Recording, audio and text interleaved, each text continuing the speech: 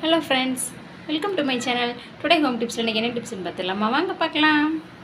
நம்ம இன்றைக்கி சிம்பிளாக லெமன் ரைஸ் பண்ணிடலாம் ஃப்ரெண்ட்ஸ். லெமன் ரைஸ் அப்புறம் வாழைக்காய் ஃப்ரை வாங்க அது எப்படி செஞ்சிடலாம்னு பார்த்துலாம்.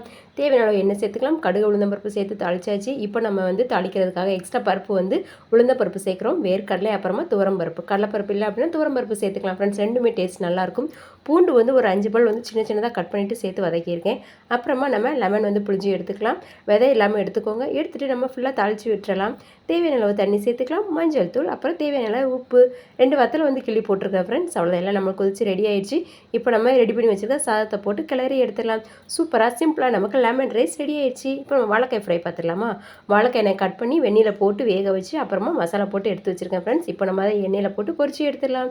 சூப்பரான வாழைக்காய் ஃப்ரை நமக்கு ரெடி. நம்ம வீட்டில் இருந்துச்சு இன்றைக்கி லெமன் ரைஸ் வாழைக்காய் சிப்ஸ். ரெகுலராக நம்மளோட சேனலை பார்க்கறதுக்கு மறக்காமல் சப்ஸ்கிரைப் பண்ணிக்கோங்க. ஓகே ஃப்ரெண்ட்ஸ், பாய். நெக்ஸ்ட் வீடியோவில் மீட் பண்ணலாம்.